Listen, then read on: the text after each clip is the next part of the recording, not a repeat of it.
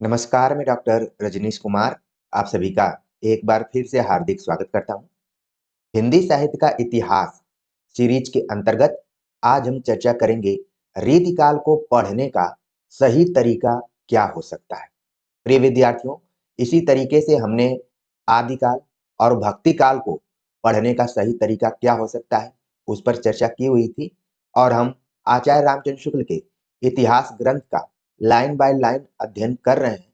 तो हम एक ऐसे रास्ते को पकड़े हुए हैं जो रास्ता सीधे हमें हमारे मंजिल की तरफ ले जाता है। तो हम पहुंच चुके हैं रीतिकाल तक। मान लीजिए आपको अपने से रीतिकाल पढ़ने का मन कर रहा है, तो उसको पढ़ने का सही तरीका क्या हो सकता है, या भी आप प्रैक्टिस सेट कर रहे होंगे, पिछले साल के क्वेश्चन पेपर देख रहे होंगे। तो रीतिकाल से संबंधित अगर किसी तरीके के प्रश्न आपको दिखाई पड़ रहे होंगे, तो उन प्रश्नों को हमें किस तरीके से देखना है ताकि वो आगे अगर रिवीजन के तौर पर आए तो हम वहां पर उन प्रश्नों का सही उत्तर दे पाए। तो इस वीडियो लेक्चर को आप मार्गदर्शन के तौर पर देख सकते हैं। रीतिकाल की जब भी चर्चा की जाती है तो हम अपने हिंदी साहित्य के आलोचकों की तरफ एक नजर डालें तो जिस तरीके से उन्होंने भक्ति काल और आधुनिक काल का मूल्यांकन किया है, शायद उस तरीके से रीतिकाल का मूल्यांकन नहीं हुआ है। थोड़ा सा रीतिकाल को कमतर आंका गया है। हालांकि हाल फिलहाल में रीतिकाल को लेकर ढेर सारे काम हुए हैं, उसके ऐतिहासिक चेतना को लेकर स्त्री विमर्श, दलित विमर्श के दृष्टिकोण से काम हो रहे हैं। लेकिन जब हम एक प्रतियोगी परीक्षार्थी के तौर पर तैयारी करते हैं तो हम देखते हैं कि हर साल इस कालखंड से लगभग 5 से 10 क्वेश्चन आते ही आते हैं। अगर प्रश्नों की संख्या 100 हो तो रीतिकाल से संबंधित करीब 5-10 क्वेश्चन आते ही आते हैं, चाहे वो रचनात्मक तौर पर हो, चाहे आलोचनात्मक तौर पर हो। तो कहने का मतलब ये है कि परीक्षाओं के दृष्टिकोण से रीतिकाल एक महत्वपूर्ण कालखंड है। अब रीतिकाल से संबंधित किस तरीके के प्रश्न उठते हैं और उन प्रश्नों को समझने के लिए हमें किस तरीके से पढ़ना चाहिए, उसके ऊपर देख लेते हैं। हमने आप सभी की सहूलियत के लिए एक चार्ट बनाया हुआ है जिसमें कि कुल 10 पॉइंट्स को रखा हुआ है। सबसे पहला जो प्रश्न रीतिकाल से संबंधित पूछा जाता है वो नामकरण को लेकर पूछा जाता है। वैसे जब भी नामकरण की बात आती है तो आपके मन में आदिकाल का नाम आ जाता होगा, लेकिन आप देखेंगे कि आदिकाल के बाद नामकरण को लेकर सर्वाधिक अगर कोई काल चर्चित रहा है तो वो रीतिकाल रहा है। तो नामकरण को लेकर तमाम प्रश्न पूछे जाते हैं, हर साल आप देखेंगे परीक्षाओं में सवाल आते रहे। दूसरा रीतिकाल का महत्व है कि लंबे अंतराल के बाद रीतिकाल एक ऐसा कालखंड है जिसमें दोबारा से भारतीय काव्य शास्त्र की चर्चा होने लगती है। आप उसमें देखेंगे कि रीतिकाल के बहुत सारे ऐसे कवि हैं जो कि भामह, दंडी इत्यादि को अपना आदर्श मानते हैं, उसी तरीके से लक्षण ग्रंथ लिखते हैं। तो कहने का मतलब ये है कि एक अंतराल के बाद जहां हम भारतीय काव्य शास्त्र पढ़ते थे, छेवों आचार्यों संप्रदायों को पढ़ा करते थे, उसमें भी तमाम आचार्य थे उनको पढ़ते थे, लेकिन आदिकाल और भक्ति काल में थोड़ा सा इसमें अंतराल आया, थोड़ी सी कमी आई। लेकिन रीतिकाल आने के बाद भारतीय काव्य शास्त्र का एक बार फिर से उभार हुआ। तो इससे भी संबंधित सवाल पूछे जाते हैं। अगर हम ग्रंथों की विषय वस्तु को ध्यान में रखें तो कई बार सवाल पूछा जाता है कि फला ग्रंथ किससे संबंधित है, अलंकार से संबंधित है, रस से संबंधित है, छंद से संबंधित है, किस चीज से संबंधित है। ठीक है, तो ग्रंथों के विषय वस्तु से रिलेटेड सवाल पूछे जाते हैं। ग्रंथों के नामों को आपको बिल्कुल ध्यान में रखना है, जैसे ललित ललाम, रसराज, भाषा भूषण जैसे ग्रंथों से संबंधित सवाल पूछा जाता है कई बार कि किस प्रकार के ग्रंथ है। तो हमें ध्यान में रखना है कि कौन अलंकार ग्रंथ है, कौन रस ग्रंथ है, कौन छंद ग्रंथ है। तमाम ग्रंथ आपको रीतिकाल में दिखाई पड़ेंगे। रचनाओं की प्रवृत्ति की दृष्टिकोण से भी सवाल पूछा जाता है, क्योंकि रीतिकाल को हम श्रृंगार काल भी कहते हैं और इसके नाम से जानते हैं। तो प्रमुख रूप से इसमें श्रृंगार प्रधान रचनाएं तो होंगी ही, साथ में नीति परक रचनाएं भी हैं, वीरता प्रधान रचनाएं भी हैं, मुक्तक रचनाएं भी हैं, तमाम तरीके की रचनाएं। तो उनसे रिलेटेड भी यहाँ पर सवाल पूछे जाते हैं। तो पढ़ते हुए हमें इन सभी बिंदुओं को ध्यान में रखना चाहिए कि कहीं से भी सवाल पूछा जाए तो हम वहां पर भटके नहीं और परेशान भी ना हो कि हमने तो इसको नहीं पढ़ा था, इस एंगल से नहीं पढ़ा था। इसीलिए मैं एक-एक पॉइंट आपके सामने रख रहा हूँ, ताकि जब भी आप रीतिकाल पढ़ना शुरू करें, तो ये सभी चीज़ें आपके दिमाग में आएँ कि हमें पढ़ते हुए नामकरण को ध्यान में रखना है। भारतीय काव्य शास्त्र की जो परिपाटी चली आ रही है, जिसको कि हम रीति कहते हैं, उसको ध्यान में रखना है। ग्रंथों की विषय वस्तु क्या रही है, नायिका भेद, अलंकार, रस, छंद पर आधारित जो भी ग्रंथ हैं, उनको देखना है।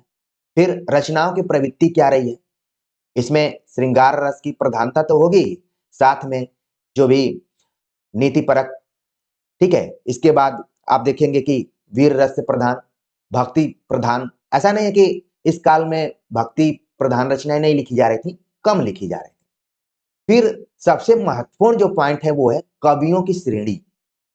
रीतिकाल एक ऐसा कालखंड है कि देखेंगे आप कि इसमें अलग-अलग आलोचकों ने कवियों की श्रेणी बनाई हुई है, जिसमें सबसे पहले अगर हम नाम लेंगे तो विश्वनाथ प्रसाद मिश्र ने इसकी 3 श्रेणियाँ की हुई हैं। बच्चन सिंह ने भी इसकी 2 श्रेणियाँ की हैं। डॉक्टर नगेंद्र ने इसकी 3 श्रेणियाँ की हैं। तो कवियों की अलग-अलग श्रेणी रही। तो आपके मन में आ रहा होगा कि मुख्य तौर पर जो श्रेणी है, वो 3 श्रेणियाँ हैं, रीतिबद्ध, रीतिसिद्ध और रीतिमुक्त। पिछले साल के क्वेश्चन पेपर को आप देखेंगे तो यहाँ से भी सवाल खूब पूछा जाता है कि कौन रीतिबद्ध है, कौन रीति सिद्ध है, कौन रीति मुक्त है। तो इस तरीके से भी आपको ध्यान में रखना है कि कवियों की श्रेणियों को ध्यान में रखना है, कौन कवि किस श्रेणी में। फिर आप देखेंगे भाषा व छंद के आधार पर तो रीतिकाल में जो प्रमुख रूप से भाषा रही है वो ब्रज भाषा रही। हालांकि इसी समय कुछ कुछ रचनाएं खड़ी बोली में और गद्य का रूप धीरे धीरे विकसित हो रहा था, अभी अपने शुरुआती दौर में था, लेकिन कविता की अगर भाषा को हम देखें तो ब्रज भाषा थी। और छंद के दृष्टिकोण से देखें तो दोहा, सोरठा, ये सभी छंद मुख्य रूप से थे। और मुक्तक छंद की भी बात इसी कालखंड से शुरू हुई। जिस मुक्त छंद की हम बात करते हैं सूर्यकांत त्रिपाठी निराला से जोड़ते हुए, उसकी शुरुआत कहीं न कहीं रीतिकाल के कवियों ने कर दी थी। वो कौन-कौन से कवि थे जिन्होंने इसकी शुरुआत की थी, उस पर हम आगे अभी बात करेंगे। रीतिकाल में दरबारी संरक्षण भी था। हर कवि किसी न किसी राजा के दरबार में था और राजा की अतिशयोक्तिपूर्ण प्रशंसा करता था, बढ़ा चढ़ाकर बातें करता था, खास तौर से नायक-नायिका भेद से संबंधित पदों को सुनाया करता था। इसीलिए आप देखेंगे कि सवाल पूछा जाता है कि कौन-सा कवि किसके दरबार में था? ये भी सवाल खूब पूछा जाता है। तो इसको ध्यान में रखिए, कुछ ऐसे कवि थे जो एक से अधिक राजाओं के दरबार में रहा करते थे और उनके ऊपर रचनाएँ लिखी हुई थी। जिसमें देव नामक जो कवि हैं, उनको आप अच्छे से जानते होंगे। इसके बाद है कवियों की ऐतिहासिक चेतना। अगर कवि राजा के दरबार में रह रहे हैं, तो कहीं न कहीं उनके अंदर थोड़ी बहुत ऐतिहासिक चेतना हो सकती है। उस समय की सामाजिक राजनीतिक परिस्थितियों को हम समझ सकते हैं। तो इसको भी ध्यान में रखते हुए सवाल पूछा जाता है कई बार।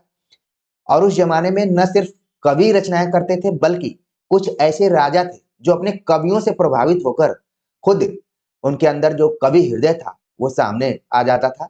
तो राजाओं द्वारा भी कई रचनाएँ लिखी गई। जैसे आपने मान सिंह का नाम सुना होगा, तो उन्होंने लिखा है। और रीतिकाल में सवाल पूछा जाता है कुछ इसमें कुछ कवियों के गुरु भी रहे हैं, उनसे रिलेटेड सवाल। और दूसरा जो इसमें महत्वपूर्ण सवाल है कि कवियों के वास्तविक नाम पूछे जाते हैं। जैसे भूषण का वास्तविक नाम क्या है? द्विजदेव का वास्तविक नाम क्या है? मानसी का वास्तविक नाम क्या है? इस तरीके से वास्तविक नाम और पूरा नाम पूछा जाता है। कुछ कवि थे जो कि कुछ संप्रदायों से जुड़े हुए थे। जैसे घनानंद का नाम आप देखेंगे कि वो भी जाकर एक संप्रदाय से जुड़ गए थे। इसी तरीके से बिहारी का भी संबंध जोड़ा जाता है। तो कुल मिलाकर ये जो 8, 9, 10 पॉइंट हैं, इन बिंदुओं को आपको ध्यान में रखना है अगर रीतिकाल अच्छे से समझना है और एक परीक्षार्थी के तौर पर समझना है, तो इन बिंदुओं को ध्यान में रखते हुए आपको पढ़ना पड़ेगा। चाहे आप सब्जेक्टिव तौर पर पढ़ रहे हो, चाहे ऑब्जेक्टिव तौर पर पढ़ रहे हो, उनको नोट करके रखना पड़ेगा कि हाँ, इस तरीके से भी सवाल पूछे जाते हैं। अगर ये सवाल रिवाइज होकर आते हैं, तो हमारा गलत नहीं होना चाहिए। क्योंकि सबसे बड़ी बात ये है कि आप परीक्षाओं में जाते हैं, अगर रिवाइज सवाल गलत हो जाता है, तो समझ जाइए कि आप उस एग्ज़ाम में पीछे हो रहे हैं।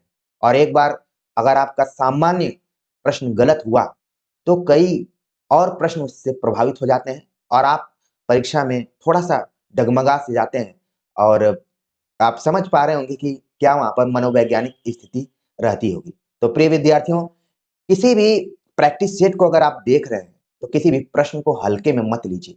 ये मानकर चलिए कि आप क्रिकेट मैच खेल रहे हैं, कोई बॉल फुल टॉस आएगी, कोई बॉल यॉर्कर आएगी, कोई बॉल आपका किनारा छूते हुए विकेट कीपर के पास जाएगी और कोई बॉल ऐसी आएगी जो आप मारना चाहते थे कहीं और गई कहीं, लेकिन आपको रन मिल गए। तो इसी तरीके से परीक्षा को भी एक खेल के तौर पर आप देख सकते हैं। वो दिन अगर आपका अच्छा है, तो आप शतक लगा सकते हैं। अगर दिन अच्छा नहीं है, तो आप तमाम तैयारियों के बावजूद भी कई बार आउट होते हुए, बाल-वाल बचते हुए नज़र आएँगे। तो चूँकि आप अनुराग हिंदी अकेडमी से जुड़े हुए हैं, तो ये सारी चीज़ें आपको पहले ही हम बता देते हैं कि परीक्षाओं में किस तरीके से अपने धैर्य को रखना है। अगर धैर्य आपका डगमगाया, तो ये समझ जाइए कि आप उस परीक्षा में पीछे जा रहे हैं। इसलिए आप अपने साँसों पर नियंत्रण रखिए और अच्छे से तैयारी कीजिए। भटकिए मत इधर-उधर। किसी का नोट्स, किसी का कोर्स काम में नहीं आने वाला है। आपकी जो दृढ़ता है, आपकी जो संकल्प प्रधान प्रवृत्ति है, वही आपको आगे ले जाएगी और उसी में हम अपना जो भी योगदान देना चाहते हैं, आप उस चीज़ को समझ पा रहे होंगे। हर एक चीज़ बोलकर नहीं बताई जा सकती। हमने तो देख लिया कि इन बिंदुओं से प्रायः सवाल पूछे जाते हैं। अब हम देखेंगे कि आचार्य रामचंद्र शुक्ल ने रीतिकाल पर विचार करते हुए अपने इतिहास ग्रंथ में किन-किन बिंदुओं को छुआ है। तो सबसे पहले तो आप देखेंगे कि आचार्य रामचंद्र शुक्ल ने रीतिकाल को उत्तर मध्य काल कहा है। ठीक है, इस चीज को आपको बिल्कुल ध्यान में रखना है और उन्होंने अपने इतिहास ग्रंथ में रीतिकाल शब्द का ही प्रयोग किया है। तो इसका मतलब है कि जब नामकरण की बात आएगी तो आप वहां पर ध्यान में रखेंगे कि रीतिकाल शब्द का प्रयोग रामचंद्र शुक्ल ने किया हुआ है। रीतिकाल का अध्ययन करते हुए आचार्य रामचंद्र शुक्ल ने इसको 3 प्रकरणों में बांटा हुआ है। सामान्य परिचय प्रकरण 1, प्रकरण 2 में रीति ग्रंथकार कवि और प्रकरण 3 में रीतिकाल के अन्य कवि। आप देख रहे हैं कि इसमें आचार्य रामचंद्र शुक्ल ने किसी फुटकल धारा को नहीं शामिल किया हुआ है। अन्य आदिकाल पढ़ेंगे, भक्ति काल पढ़ेंगे तो कुछ-कुछ फुटकल कवियों को भी शामिल किया है। लेकिन यहाँ पर आप देख रहे हैं कि रीतिकाल पर भी आचार्य रामचंद्र शुक्ल ने अपेक्षाकृत कम प्रकरणों में चर्चा किया हुआ है। 3 ही प्रकरण, तो उनमें सामान्य परिचय के अंतर्गत रीतिकाल के पूर्ववर्ती लक्षण, रीति परंपरा का आरंभ कब से होता है, यहाँ से भी सवाल पूछा जाता है कि कृपाराम से होता है कि चिंतामणि से होता है। इसको लेकर भी विद्वानों में मतभेद रहा है। तो इसको आप पॉइंट को देखेंगे। आगे चलकर मैं लाइन बाय लाइन आप सबको पढ़ाऊंगा भी। रीति ग्रंथों के आधार पर भी देखने का प्रयास किया है। रीति ग्रंथों की जो अखंड परंपरा का आरंभ है, उसको देखा है। फिर संस्कृत रीति ग्रंथों से कैसे रीतिकालीन कवि अलग है, उसको भी देखा है। लक्षण ग्रंथकारों के आचार्यत्व पर विचार किया है। रीतिकाल से एक प्राय सवाल पूछा जाता है कि कौन-कौन से कवि कवि भी थे और आचार्य भी थे। तो इसमें एक नाम सबसे पहले आता है देव, जो कि कवि भी थे और आचार्य भी थे। सवाल पूछा जाता है कि रीतिकाल का पहला कवि कौन है? रीतिकाल का अंतिम कवि कौन है? रीतिकाल का पहला आचार्य कौन है? रीतिकाल का अंतिम आचार्य कौन है? ये भी सवाल पूछा जाता है। तो इसको आप ध्यान में रख सकते हैं। और इसमें बताया गया कि जो भी रीति ग्रंथ लिखे गए, उनका शास्त्रीय दृष्टि से विवेचन किया गया। रीति ग्रंथकार कवियों का उद्देश्य क्या रहा है लिखने का, फिर कृतियों की विशेषताएं क्या-क्या रही हैं और साहित्य विकास पर रीति परंपरा का क्या प्रभाव रहा है, उसका मूल्यांकन आचार्य रामचंद्र शुक्ल ने किया हुआ है। रीति ग्रंथों की भाषा को लेकर भी विचार किया है और कवियों के छंद और रस को लेकर भी विचार किया गया है। तो प्रकरण 1 जो सामान्य परिचय है, ये इंपॉर्टेंट है रीतिकाल को समझने की दृष्टिकोण से। प्रकरण 2 में रीति ग्रंथकार कवि जितने भी रहे हैं, उन पर आचार्य रामचंद्र शुक्ल ने विस्तार से विचार किया हुआ है। जहाँ तक मैं देख रहा था, लगभग 57-58 ऐसे कवि हैं जो कि रीति ग्रंथकार कवियों के तौर पर हैं। चूँकि आप सभी को मैं पीपीटी के माध्यम से पढ़ाता हूँ, तो कई बार मैं देखता हूँ कि एक वीडियो लेक्चर में हम कितने कवियों को शामिल कर सकते हैं, ताकि आप भी खुश रहें और हम भी संतुष्ट रहें कि हमने इतना पढ़ा दिया है। प्रिय विद्यार्थियों, ये जो हमारा और आपका लगाव है, इस चीज़ को आपको महसूस करना है। ये रुपए देकर नहीं खरीदा जा सकता है। इसको आप खरीद नहीं सकते, ये अनमोल है। तो इस चीज को आप महसूस कीजिए और मानकर चलिए कि जो चीज यहाँ पर बताई जा रही है वो ऐसे बताई जा रही है कि आपकी जो नींव है वो मजबूत हो। तो देखिए, प्रकरण 2 में पूरे रीति ग्रंथकार कवि, प्रकरण 3 के अंतर्गत आचार्य रामचंद्र शुक्ल ने रीतिकालीन कवियों का कुछ विभाजन किया हुआ है, जिसमें आप देखेंगे कि 6 प्रधान वर्ग किए गए हैं। श्रृंगारी कवि, ठीक है, कथा प्रबंधकार कवि, वर्णनात्मक प्रबंधकार कवि, सुक्तिकार। यहां से भी सवाल पूछा जाता है। जो नीति परक दोहे इत्यादि लिखे गए हैं, वृंद ग्वाल, ये इन लोगों ने लिखा हुआ है, ये सुक्तिकार है। ज्ञानोपदेशक पद्यकार, भक्त कवि, वीर रस की फुटकल कविता है, इस काल का गद्य साहित्य और कवि साहित्य, कवि परिचय। तो यहाँ पर आप देख रहे हैं कि रीतिकाल को हम भले हल्के में लेते हों, लेकिन यहाँ से तमाम प्रश्न बनने की संभावना है। तो आप देख रहे हैं यहाँ पर कि हमें ध्यान में रखना है कौन श्रृंगारी कवि है, कौन उस समय कथात्मक रूप से प्रबंध लिखा करता था, वर्णनात्मक रूप से प्रबंध लिखा लिखा करता था, सुक्तिकार कौन था, किसकी रचना में ज्ञान परक बातें भरी हुई थी। भक्त कवि भी न सिर्फ भक्ति काल में भक्त कवि थे, बल्कि रीति काल में भी कुछ ऐसे कवि थे जो भक्ति प्रधान कविताएं लिख रहे थे। जिसमें एक कवि का नाम आप सुनेंगे जो कि सभी श्रेणियों में मौजूद है, जिनका नाम है पद्माकर। ये भी सवाल पूछा जाता है। पद्माकर ने श्रृंगार परक कविताएं लिखी, वीर रसिक कविताएं लिखी, भक्ति परक कविताएं भी लिखी हुई, ठीक है। और वीर रस के लिए तो आप जानते हैं कि भूषण का नाम सबसे पहले आता है। इनके अलावा और कौन कौन लिखा हुआ है, तो यहाँ से आप अगर पीएचडी के विद्यार्थी हैं या फिर आगे पीएचडी करना चाहते हैं तो कुछ कुछ टॉपिक्स आप नया बना सकते हैं कि रीति काल में जो भी ये जो 6 प्रधान वर्ग किए गए हैं, यहाँ से आप एक टॉपिक निकाल सकते हैं और अच्छा खासा काम कर सकते हैं। तो आचार्य रामचंद्र शुक्ल ने रीतिकाल को 3 प्रकरणों में बांटकर देखा है और उसकी पूरी विषय वस्तु हमने बता दिया आपको। अब हम मोटे तौर पर बात कर लेते हैं कि रीतिकाल के नामकरण को लेकर जो भी विद्वानों ने विचार किया है, उसमें ग्रियर्सन ने इसको रीति काव्य कहा, मिश्र बंधुओं ने इसे अलंकृत काल कहा, आचार्य रामचंद्र शुक्ल ने रीतिकाल कहा, विश्वनाथ प्रसाद मिश्र ने इसको श्रृंगार काल कहा। लेकिन परीक्षाओं में सवाल पूछा जाता है कि आचार्य रामचंद्र शुक्ल ने सुझाव दिया था कि इसको श्रृंगार काल कहा जा सकता है, तो विश्वनाथ प्रसाद मिश्र ने तुरंत इसको लपक लिया और इसको श्रृंगार काल नाम दे दिया। इसका मतलब है कि आचार्य रामचंद्र शुक्ल के इतिहास ग्रंथ को पढ़ना कितना जरूरी है, क्योंकि उन्होंने न सिर्फ अपने कथनों को कहा बल्कि तमाम आलोचकों को पैदा भी किया। तो यहाँ पर देखिए, विश्वनाथ प्रसाद मिश्र के नाम से हम जानते हैं कि श्रृंगार काल है, लेकिन कई बार एग्जाम में घुमाकर सवाल पूछ लिया जाता है कि किसने सुझाव दिया था। आप पिछले साल के क्वेश्चन पेपर देखेंगे तो वहां पर यह सवाल पूछा गया।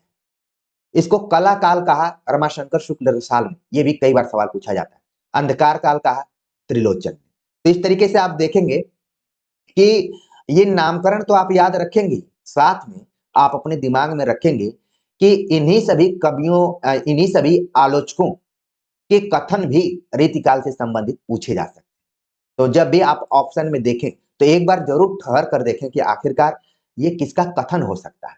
हम आचार्य रामचंद्र शुक्ल, बच्चन सिंह, नगेंद्र इत्यादि के कथनों के आधार पर तो आप सभी से चर्चा करेंगे, लेकिन हो सकता है कि कई बार आप देख सकते हैं कि विश्वनाथ प्रसाद मिश्र का भी आ जाए, क्योंकि उन्होंने भक्ति काल, रीतिकाल पर काफी काम किया हुआ है।